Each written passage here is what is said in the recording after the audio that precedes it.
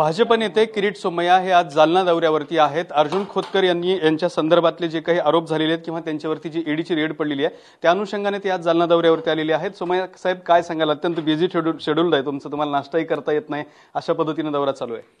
आता हे शेतकऱ्यांसाठी हिशोब घ्यायचा आहे। 10,000 शेतकऱ्यांची साखर कारखान्याची 1,000 कोटीची जमीन अर्जुन खोतकर आणि त्यांचे बेनामी बिझनेस पार्टनर्स यांनी ढापली। एपीएमसी मार्केटचा घोटाळा केलाय, ते पण शेतकऱ्यांसाठीच, आणि त्यात एक मोठा मॉल उभा झालेला आहे।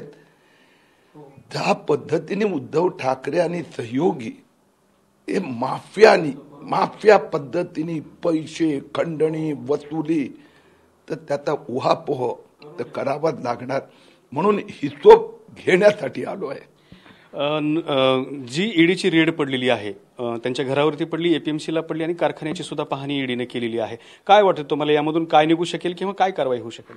पहिली ईडीची रेड अर्जुन खोतकरचे जे 2 बेनामी बिझनेस पार्टनर आहे मुळे आणि तापडिया, त्यांच्याकडे रेड पडली। त्याचा आधी जून 2019 मध्ये मुंबई उच्च न्यायालयाने याचा तपास करण्याचे निर्देश दिले होते। देवेंद्र फडणवीस मुख्यमंत्री असताना तपास सुरू झाला। पोलिसांच्या कारवाईमध्ये अर्जुन खोतकरचे बिझनेस पार्टनरने स्टेटमेंट दिले की हे सगळं अर्जुन खोतकरचे आम्ही बेनामी आहोत। शेकडो कोटीचा गैरव्यवहार बेनामी व्यवहार झालेला आहेत, आणि ते झाल्यानंतर ठाकरे सरकार सत्तेवर आले, मुख्यमंत्री कार्यालयाने आदेश दिले, तपास थांबला। म्हणून आता शेतकरी माझ्याकडे आले, मी त्यांना ईडीकडे घेऊन गेलो आणि ईडीचा तपासात आता मुळे आणि तापडियाकडे 15 दिवसापूर्वी रेड झाली होती। खूप माहिती डॉक्युमेंट हातात आले आहेत, आणि त्या बेनामी पार्टनर्सनी जे मुंबई पोलिसांना स्टेटमेंट दिलं होतं त्याची कॉपी माझ्या हातात आहेत। उद्धव ठाकरे साहेब फक्त आपल्या घोटाळेबाज नेत्यांचं संरक्षण हेच त्यांची ड्युटी दिसते। ती कॉपी तुमच्या हातात आहे म्हणतायत, काय संदर्भ आहे त्यामध्ये काही सांगू शकाल? त्यात सरळ लिहिलेलं आहे त्यांनी की त्या बेनामी पार्टनरचे स्टेटमेंट झाले हे 2020 मध्ये झाले, 2019च्या सेकंड हाफ मध्ये, आणि त्यात त्यांनी सरळ म्हटलंय की अर्जुन खोतकरने पैसे दिले, त्यात ती कंपनी बनवली, कंपनी पण 2012 मध्येच गठीत झाली, 2012 मध्ये हे लिलाव झालं, आणि ज्या पद्धतीने त्यांनी पैसे तापडियाला दिले आणि ते तापडियांकडे पैसे आल्यानंतर तापडियांनी या कारखान्याचा ताबा घेऊ शकले। Arjun sugar industries private limited ही अर्जुन खोतकर आणि त्याच्या भावाने बनवलेली कंपनी, 2012 मध्ये बनवलेली कंपनी, त्यात पैसे आले तिथून तिथे गेले। आता 100 एकर जमीन आहे महाराष्ट्र राज्य सरकारची, ती पण त्यांनी, हे सगळं त्या स्टेटमेंट मध्ये आहे। आणि अर्जुन खोतकरने आधी त्याच्याशी सेलडीट केलं, त्यानंतर तापडियांनी पैसे दिले राज्य सरकारला। अर्जुन खोतकर अडचणीत येणार आता निश्चित आहे।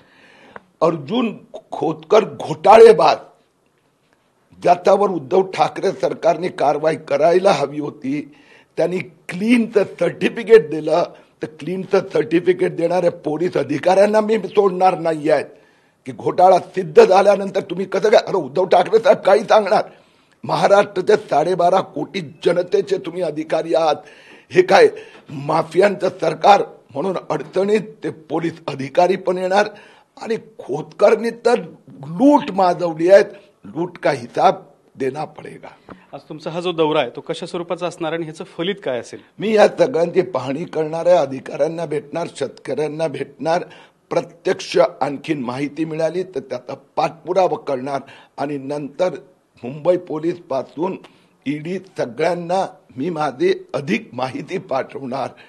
खोतकर तर जाणार, परंतु खोतकरच्या सोबत त्यांना मदत करणारे, क्लीन चिट देणारे अधिकाऱ्यांना पण सामोरे जावं लागणार। तुम्हाला शिवसेनेकडून विरोध होण्याची सुद्धा शक्यता आहे, तशी तुम्हाला पोलिसांकडून पण सूचना मिळाल्या?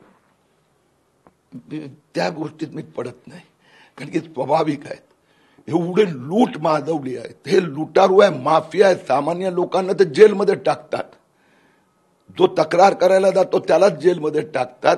तर हे माफिया आणि त्यांना मदत करणारी जे माफिया पोलीस अधिकारी हे काहीही करू शकतात, पण महाराष्ट्राचा जनतेचा 12.5 कोटी लोकांचा आवाज बंद करू शकत नाही. नक्कीच.